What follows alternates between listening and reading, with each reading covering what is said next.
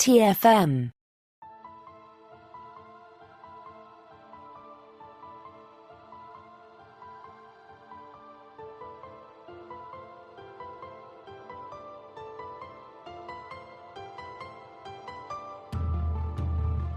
Welcome, Boomers, to another episode of Warp 5, our dedicated Star Trek Enterprise podcast. I'm Christopher Jones, and with me, as he always is my esteemed co-host, Matthew Rushing. And Matthew, I hope you like peaches because I brought you a whole crate from my last visit to Georgia. Ooh, millions of peaches. Peaches for me. What's funny is I don't even like peaches at all. Okay, all right. Flavor, well, I don't like peaches, so... Okay. Well, maybe you don't need the warning I was about to give you, which is that you might not want to eat those because I haven't been to Georgia in more than 25 years, and that fuzz you see on there, it isn't supposed to be gray.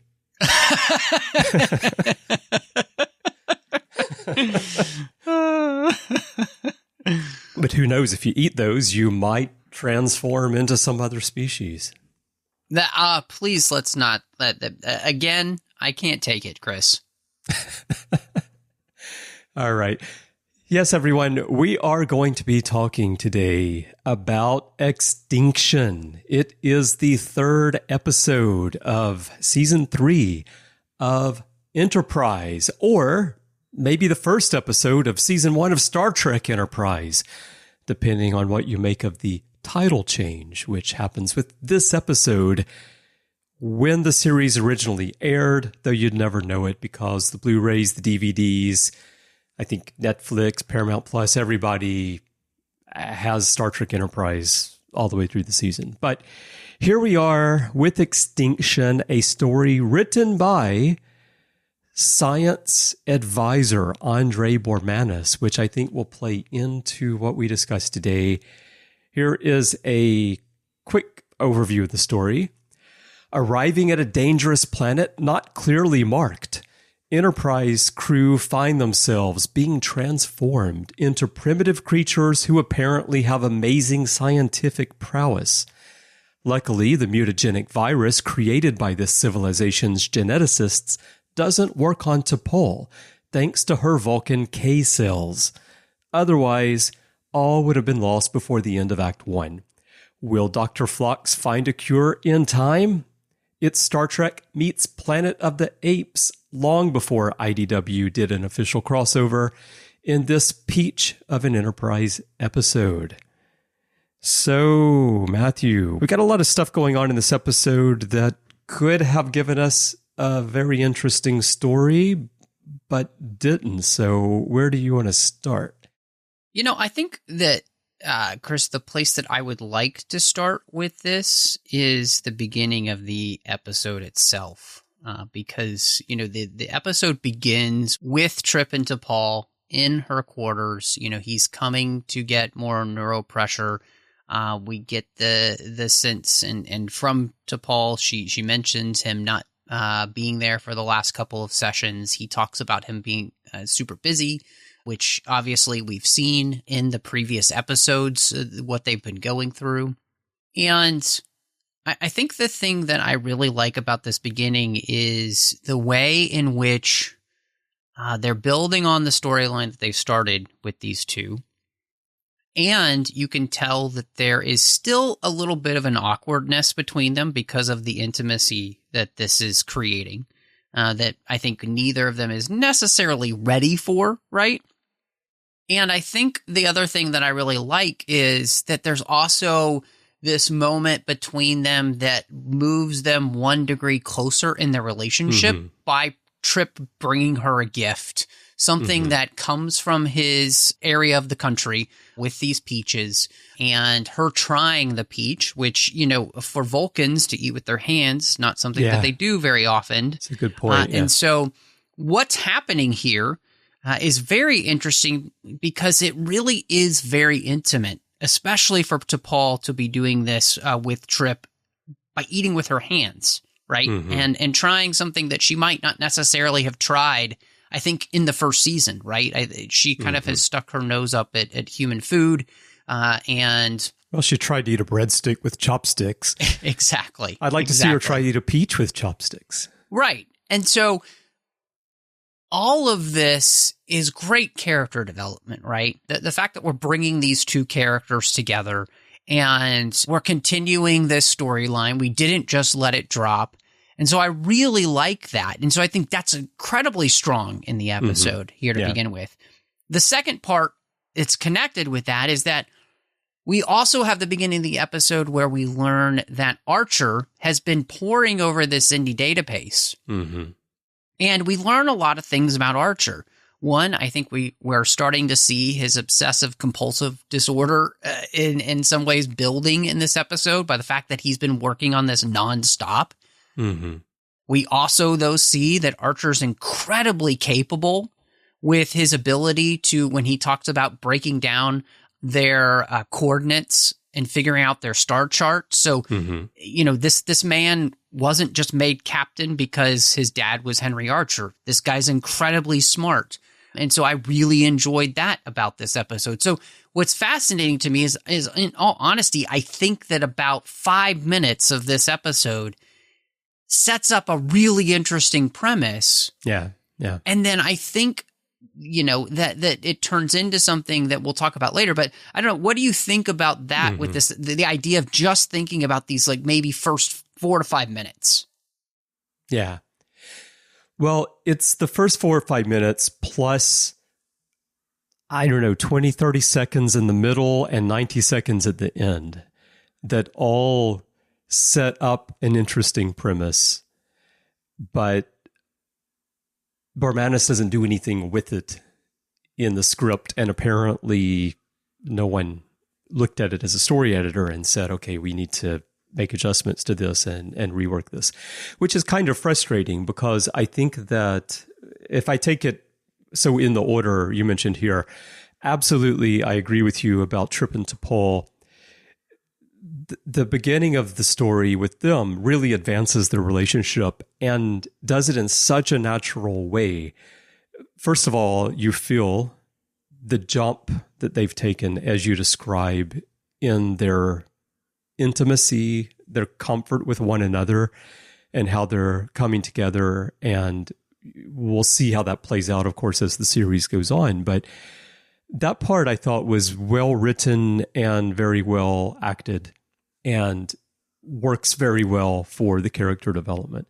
And then what you say about Archer and what he's researching also makes sense for his character, and I think it helps to prevent the Xindi arc from being this chase to find the Xindi to exact revenge on them for the attack, and of course to stop them from using the stronger weapon that they're developing.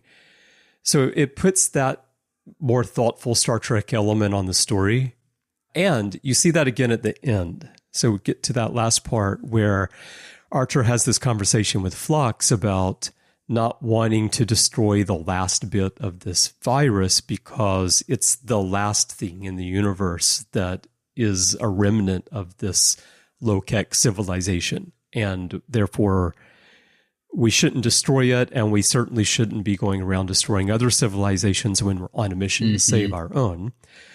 But that comes at the very end. It's literally the final bit of dialogue in the entire episode, which is, it's puzzling because that actually is needed to make the rest of the story mean something, including the part in the middle, which I mentioned, which is when Archer has this dream and he finds the city that they're searching for, Urquhart, and you see that there was this thriving civilization there at one time. Right. So you need that piece and the final bit. You need those two things to then build out a story that actually has a Star Trek message to it and actually can interest the viewer and pull you along through the narrative, you know, and that's separate from the Trip and T'Pol thing, which is another part of the series that's going on where you need to develop characters on an ongoing basis which they do. So you've got these two elements here. Yeah. But once they get down to the planet, it just very rapidly de-evolves, which is perfect for what happens to the characters as well as the plot, into this sort of, it's a nonsensical story from a scientific standpoint, from a storytelling standpoint, and nothing really happens. You've got this drawn out 45-minute episode with, I don't know, 5 minutes of story, perhaps. Mm-hmm. Well, as I was thinking about this, when I was rewatching the episode, I think that one of the things that doesn't work is that we're telling this story in season 3 instead of season 1 or season 2. I think it works better in that, because this story is so focused on the Xindi storyline. And so this story just feels out of place because we don't actually, the thing about this is we don't actually connect this back ever again to the rest of the Xindi storyline arc. And I think that's the one thing too that really feels out of place here. And that's kind of frustrating because it does feel as though this is one of those episodes when you're talking about doing 24 episodes, 23 episodes, whatever, a season. This is definitely one of those episodes we just didn't need. This absolutely 100% did not deserve to exist as an episode in this season because it doesn't fit the rest of the season. There are other standalone episodes in this season that I think probably could have also been excised, but at least they're more interesting.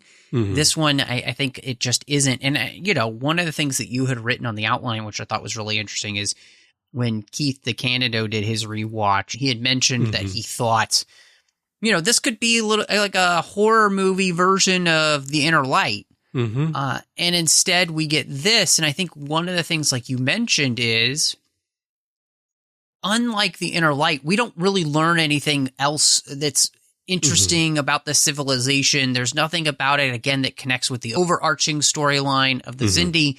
And therefore, again, you're just kind of left with, okay, why are we doing this episode? And I really do think that that's one of the reasons it has such an incredibly terrible rating with fans, is because of where it is.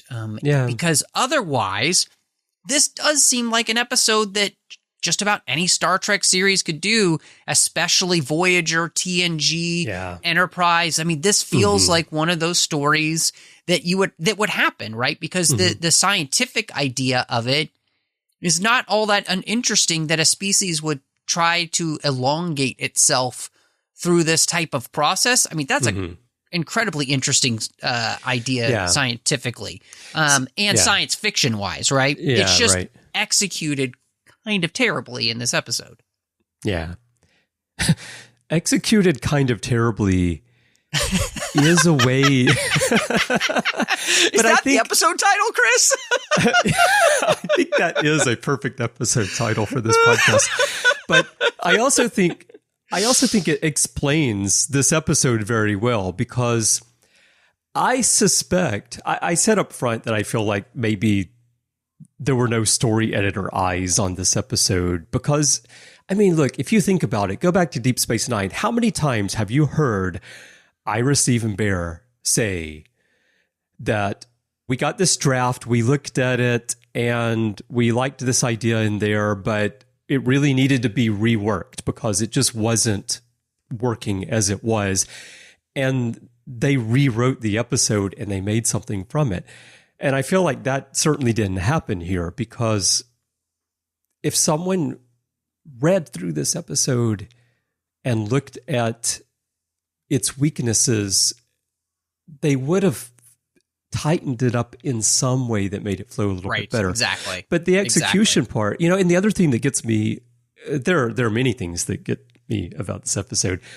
One is that it was written by Andre Bormanis, who was the science advisor, science consultant for the franchise for season 7 of The Next Generation, and then all of Deep Space Nine and all of Voyager. this is the person they turn to when they have questions about science. Mm-hmm. And it's not that I think Andre Bormanis doesn't know what he's doing with science. I know he does. This episode, it's a kind of puzzling concept because what you said about it being an interesting science and science fiction concept for a civilization to try to save itself by creating a way to solve its problem of infertility through creating some sort of virus that would rewrite something in the genetic code. It is really interesting if they're doing it to themselves. But the idea that it would rewrite alien species and turn them into low-kek, I don't really know how that would be possible, but I'm willing to go along for the ride as a science fiction concept, right? That doesn't bother me, actually. But what I don't understand is that the low-kek as they're presented doesn't mesh with the low-kek that we see in Archer's dream.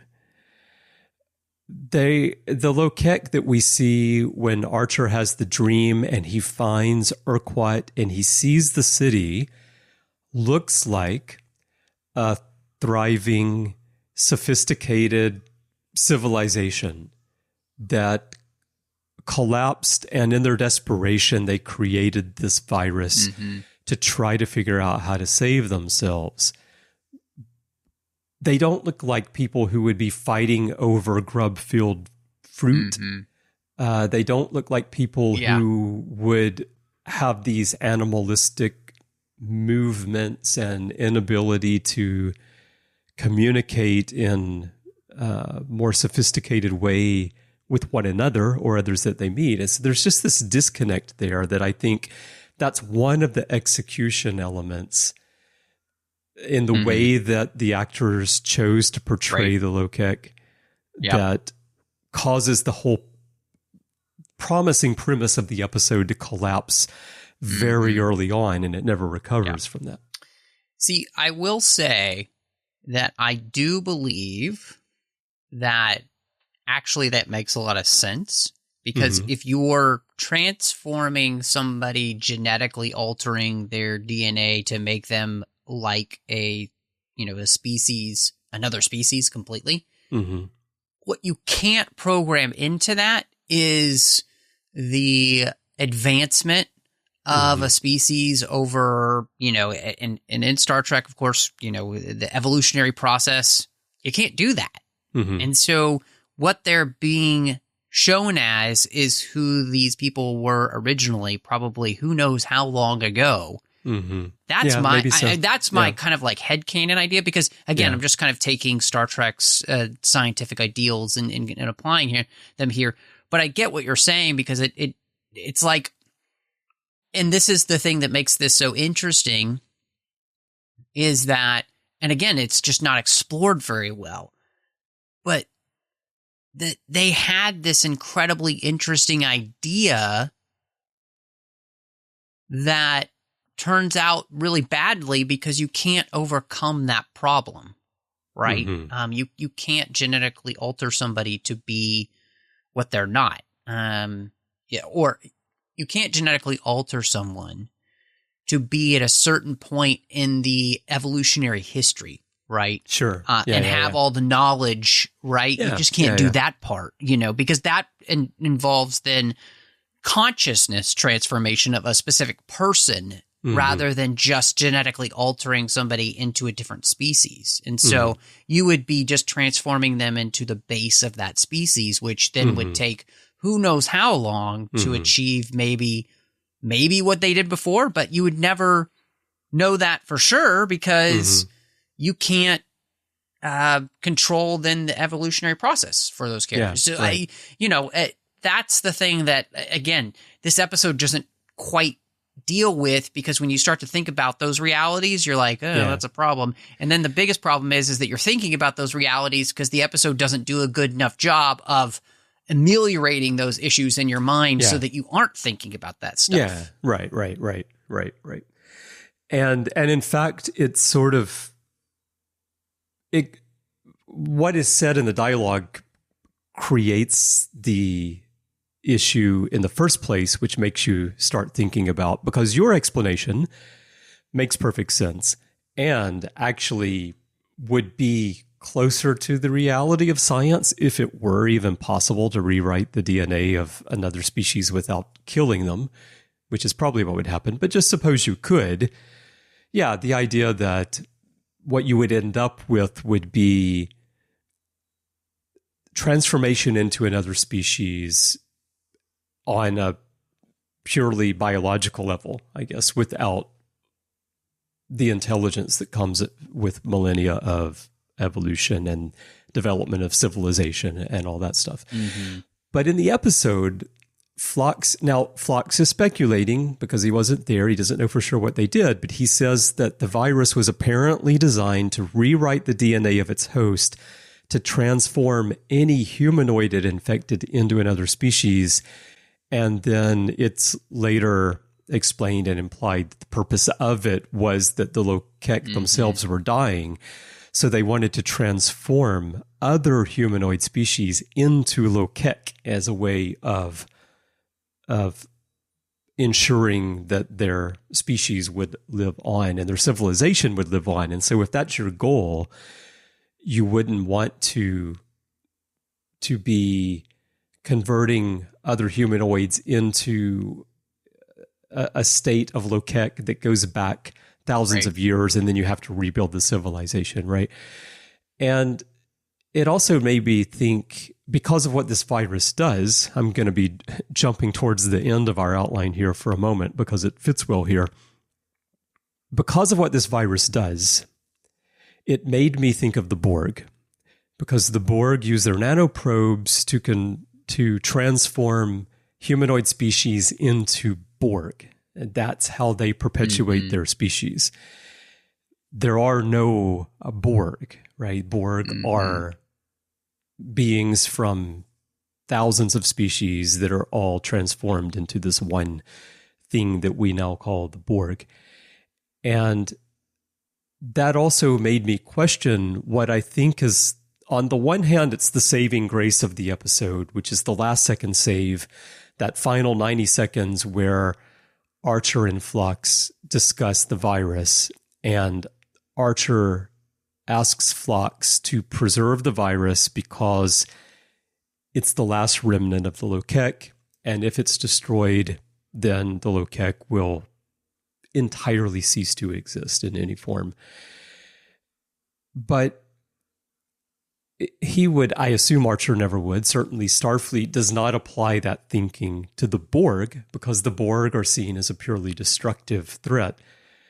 Mm-hmm. But what this virus does to other worlds, which is described by the other aliens here who want to eradicate the virus, it does the same thing. So it's a completely different approach to what seems like the same threat being presented by something that rewrites whether it's the DNA or whether it's some other aspect of a being's body, it still rewrites them and transforms them into something else.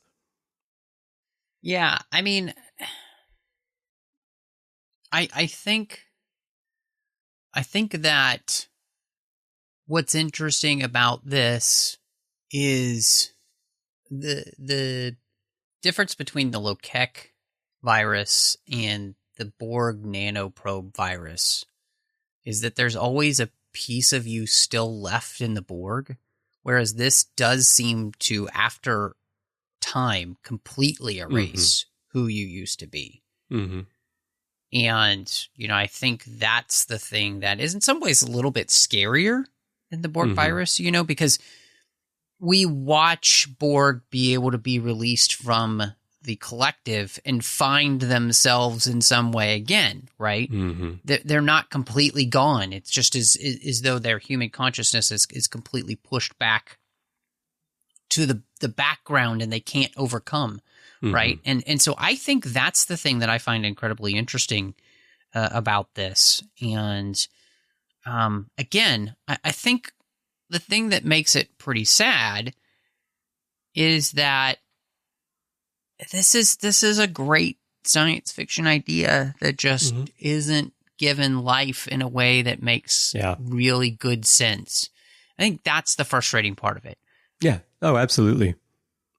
Yeah. No, it's an interesting premise for a story. Absolutely an interesting premise for a story. And it's just so poorly executed that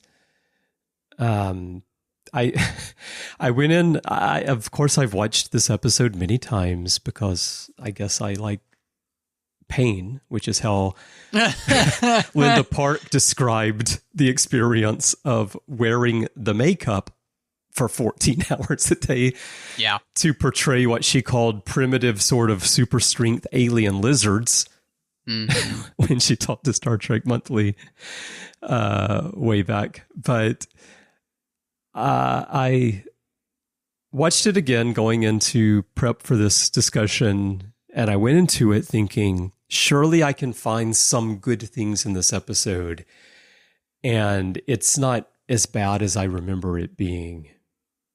And I say that every time I watch it, and I went into it that way again this time.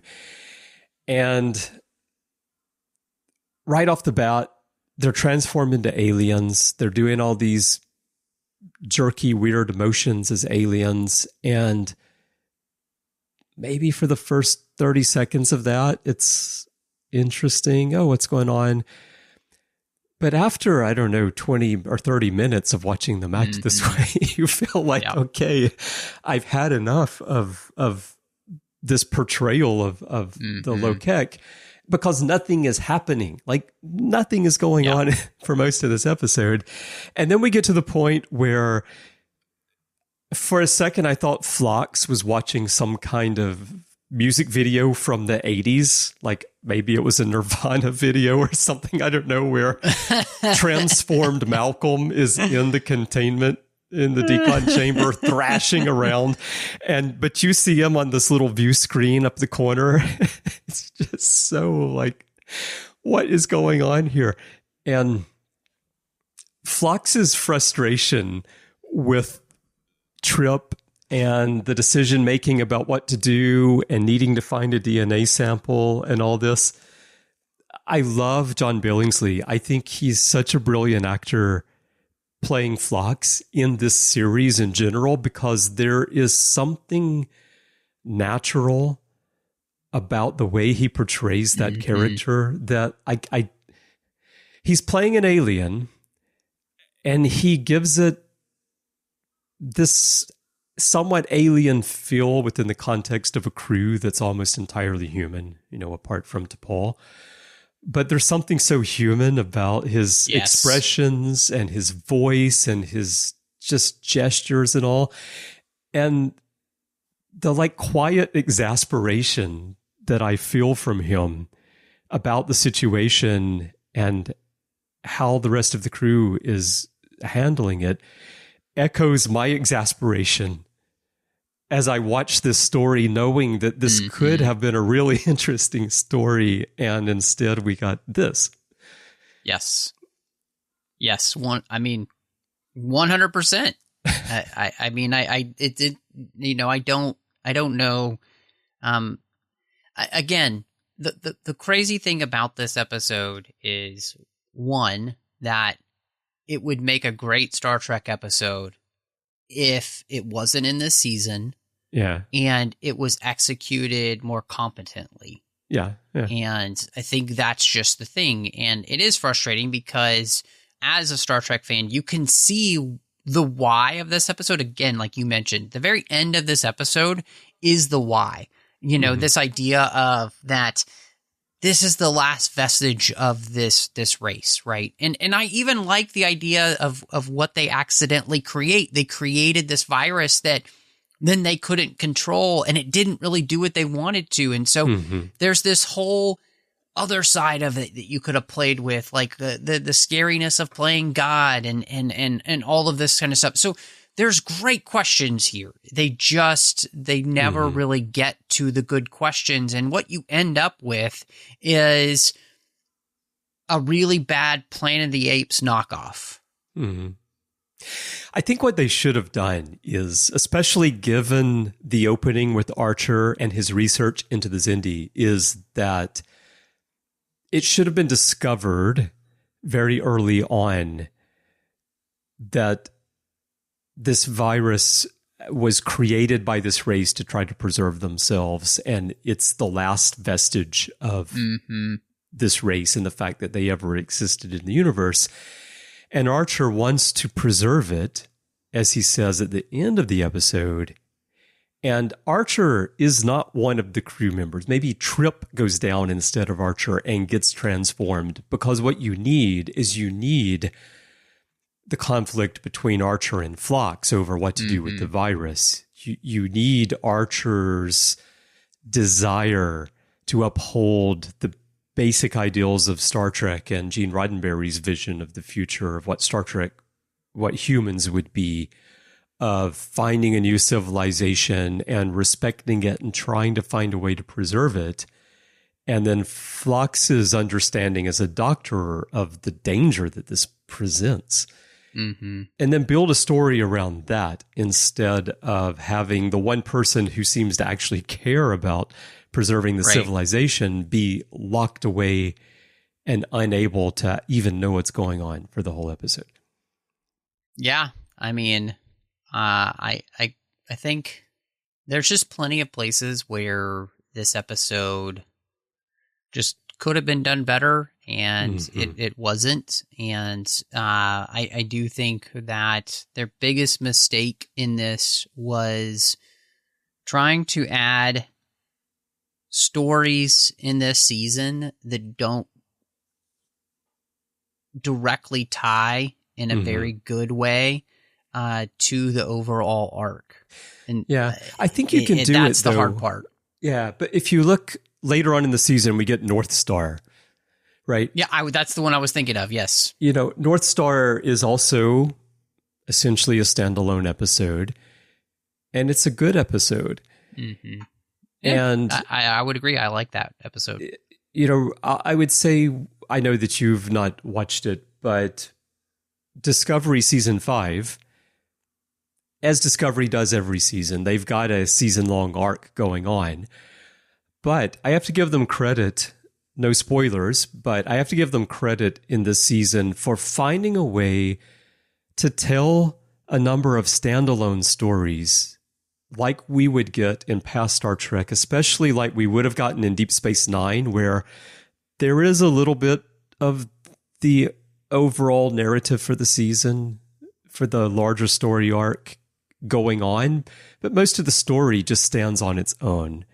And it's an interesting Star Trek story. And they found a way to do that. And I actually think that the 5th season of Discovery has a lot in common with the 3rd season of Enterprise in the way that they're searching for something, the way that the story has to unfold gradually, and then they give us stories where the crew has to stop here and there along the way. In this case, in Enterprise, it's the Delphic Expanse, and you have the opportunity to tell some other stories that don't lead to a relentless drive of the narrative like has happened in Discovery in earlier seasons.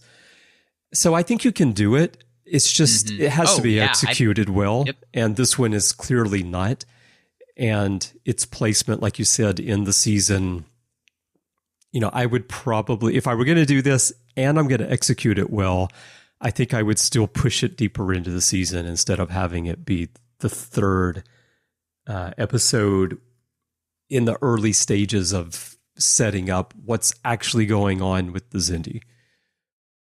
Yeah, I mean, and no, I agree with you, because I do think that one of the things that this episode could have done is been an interesting standalone episode, because of the fact that, again, the episode at the very beginning, it sets it up well in the sense that we don't know what's going on. We barely know anything about the Delphic Expanse. And so therefore, our whole exploration here is on a knife's edge. We don't know what's going to happen. And so to then move to this and end up in a place where we realize we didn't want to be, that's not a bad idea. That's actually pretty interesting. And unfortunately, again, it's just one of those things where they just never really can find the way to make the story come alive the way you would want it to if it's going to do that. You need the storyline to be riveting if you're going to pull us away from the main storyline of the episode, which is, again, that's where I think North Star succeeds more so than fails, where this one, I think, just across the board, it just kind of fails. Mm-hmm. All right. Well, I feel like we both just gave final thoughts as part of our last little point there. But do you have any additional final thoughts? And what's your rating for this one? Yeah, I don't have any final thoughts, really. I do think that this is, unfortunately, a poor episode. I think just for the very beginning and the very end of the episode, I'd probably give it 1.5 coconuts of larva, because there's some kernels of interesting ideas here, and there's some nice character development, but otherwise it's such an incredibly forgettable episode, and it's not one that I don't think anybody really desires to go back to again. And so, yeah, it's one of those things that I after this rewatch, if I never see this episode again, it's not being mean, right? It's just that I don't need to see this episode again. And so, yeah, we're just at that point with that, and that's okay. So what about you, Chris? Right. Well, yeah, like you said, we don't need to see this episode again, right? Because there's nothing in here that matters there's one thing in here that matters, the Trip and T'Pol relationship. Other than that, there's nothing in here that matters for the Xindi arc. So if you don't see this, you're not going to miss out on anything. It's not like, oh, I'm not sure what's going on here further down in the season because I didn't see Extinction. That's just not going to happen to you. So, yeah. And the other thing on the Blu-ray special features, Bryan Braga said that this is one of the singularly most embarrassing episodes of Star Trek I've ever been involved in. And I can understand how he would feel that way, I have to say. That's maybe my final thought. I do think the question would become, by the end, would you rather watch this episode, or would you rather watch the very final episode of Enterprise? Oh, I'd much rather watch the very final episode than this one. Interesting. Yeah, I don't sure. know. It's a tough call for me. Yeah. So. Now, Andre Bermanis plays a civilian number 1 in that final episode. He's, one of the many people, including our friend Larry Nemechek, who is sitting in the audience as Archer comes out and gives his speech at the end of that episode that shall not be named. Yes. So, all right. I'm going to give this episode 1 active DNA sample. Ah, fantastic. Yeah. All right, everyone. We would love to hear your thoughts on Extinction. There are many ways for you to share those with us. Perhaps the best way is to go to Facebook and join the Babel Conference. That is our listeners group.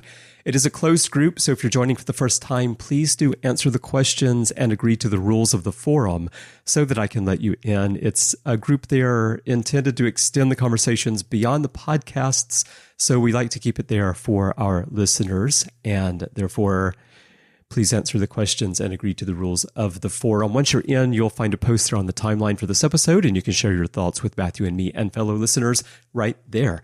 Of course, you can also send us email if you'd like to do that. Just go to our website, trek.fm/contact, use the form you find there, choose to send to a show, and choose Warp 5, and that will make its way through the Delphic expanse to Matthew and me. And of course, you can find us everywhere in social media. Our username everywhere is TrekFM. And if your podcast app of choice allows you to leave a rating and a review, we would love to have that from you as well. Now, Matthew, when you're not taking bites out of peaches and then putting them back in the bowl, where can people find your active DNA? Oh, well, you can find me all over the place on social media under the name MattRushing02. Of course, I am here on the network outside the Star Trek Talk in the 602 Club, talking about all of those franchises we love outside of the Star Trek series. And you can also find me with some more Star Trek talk over on the Orb, the Artificial Tango, Saddle Up, and sometimes Literary Treks. And then over on the Nerd Party Network, you'll find me with a couple of shows. One is all about the Harry Potter series, one chapter at a time, and that's called Owl Post. And you'll find me over on Aggressive Negotiations with John Mills as we're talking about Star Wars each and every week. But Chris, when you're not trying to figure out how to get that larva between your teeth out, where can people find you? Oh, God. Yeah, you need some heavy-duty floss for that. Luckily, yes. Phlox keeps, he actually made his own. And he keeps it. It's just a dispenser. He's got that special silkworm floss. Exactly. It does the trick. It really does. And he keeps a dispenser by the door to sick bay, and it's free. You just go in and take however much you want. Thank you, Phlox. Oh, my goodness. But when I'm not cleaning my teeth, you can find me elsewhere on the network, as you mentioned, doing all those shows with you. You can also find me in many episodes in the back catalog. And you can find me on social media. If you'd like to chat about Star Trek, you can find me everywhere. My username is C. Bryan Jones, letter C, and Bryan with a Y. You can find me in all the newfangled venues. And if you'd like to help us keep this rewatch and everything we're doing on the network going, we could definitely use your help to find out how to get involved and how to support the network. Please visit patreon.com/trekfm. That's patreon.com/trekfm. We would not be here without the support of our listeners. So thank you to everyone who is helping us right now. Well, Matthew, I'm looking forward to next time. We're going to slap on our space lingerie as we talk about Rygene.